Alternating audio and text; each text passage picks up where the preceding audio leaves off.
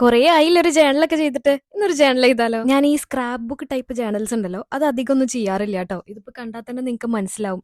ആകെ വിരലിൽ എണ്ണാവുന്ന കുറച്ചെണ്ണം മാത്രമേ ഇതുവരെ ചെയ്തിട്ടുള്ളൂ. ഇതാണ് നമ്മൾ ലാസ്റ്റ് ചെയ്തു വെച്ചത്. നമ്മുടെ സബ്സ്ക്രൈബേഴ്സിലും ഫോളോവേഴ്സിലും കുറേ പേര് ജേണൽ ചെയ്യുമെന്ന് ചോദിക്കുന്നുണ്ട്. അതുകൊണ്ടാണ് ഇപ്പൊ ഞാൻ ജേണൽ ചെയ്യാന്ന് വിചാരിച്ചത്. എപ്പോഴും ഇങ്ങനെ ജേണലൊന്നും ചെയ്യാത്തതുകൊണ്ട് തന്നെ എൻ്റെ അടുത്ത് കുറേ ജേണൽ സപ്ലൈസ് ഒന്നും ഇല്ല ട്ടോ. അപ്പൊ ഉള്ളതൊക്കെ വെച്ചിട്ട് ഞാനിങ്ങനെ ഒപ്പിച്ചൊരു ജേണലാണ് ചെയ്യാൻ പോകുന്നത്. എനിക്കൊരു ഗ്രിഡ് ടൈപ്പ് പേപ്പർ വേണമായിരുന്നു. അങ്ങനെ പേപ്പർ ഇല്ലാത്തതുകൊണ്ട് ഞാനിപ്പോൾ തൽക്കാലം ഈ ഒരു മെമ്മോ പാഡ് കീറിയെടുക്കുകയാണ്. പ്രത്യേകിച്ചൊരു പ്ലാനൊന്നും ഇല്ലാണ്ടാണ് ഞാൻ ഈ ജേണൽ ചെയ്തു തുടങ്ങുന്നത്. എന്താവും എന്നുള്ളത് കണ്ടറിയാം. ഈ വിന്റേജ് ടൈപ്പ് സ്റ്റിക്കേഴ്സ് ആണ് മെയിനായിട്ട് എൻ്റെ അടുത്ത് കുറേ ഉണ്ടായിരുന്നത്. ഇത് ഞാൻ മുന്നേ തെമോന്ന് വാങ്ങിച്ചതായിരുന്നു കേട്ടോ. അതേപോലെ തന്നെ കുറേ വാശി ടൈപ്പും കയ്യിലുണ്ട്. അപ്പൊ ഇതൊക്കെ വെച്ചിട്ടാണ് ഇന്ന് സെറ്റ് ആക്കാൻ പോകുന്നത്. പിന്നെ ഇത് രണ്ടും കൂടാണ്ട് റീസെന്റ് എന്റെ കയ്യിൽ കിട്ടിയ കുറേ സ്റ്റിക്കേഴ്സ് ആണ് ഇത്. ഡ്രീം സ്റ്റോർ കണ്ണൂർ എന്ന് പറഞ്ഞിട്ടുള്ള ഒരു ഇൻസ്റ്റാഗ്രാം പേജിൽ നിന്നാണ് ഈ സ്റ്റിക്കേഴ്സ് എനിക്ക് കിട്ടിയത് കേട്ടോ. അവരുടെ സ്റ്റിക്കർ കളക്ഷൻ ഒക്കെ അടിപൊളിയാണ് കേട്ടോ. നല്ല യുണീക്ക് ആയിട്ടുള്ള കുറേ സ്റ്റിക്കർ ഐറ്റംസ് അവരുടെ കയ്യിലുണ്ട്. സ്റ്റിക്കർ ഐറ്റംസ് മാത്രമല്ല, ഈ ജേർണലിങ്ങിനൊക്കെ പറ്റിയിട്ടുള്ള കുറേ സാധനങ്ങളുണ്ട് ആ പേജിൽ. നോക്കിക്കഴിഞ്ഞാൽ നിങ്ങൾക്ക് മനസ്സിലാവും. ഇപ്പോൾ വെരി റീസെന്റ് അവരൊരു പുതിയ സംഭവം ഇൻട്രൊഡ്യൂസ് ചെയ്തിട്ടുണ്ട്. മൈൻഡ്ഫുൾ മെയിൽ ക്ലബ്ബ് എന്നാണ് അതിന്റെ പേര്. സംഭവം എന്താണെന്ന് വെച്ചാൽ,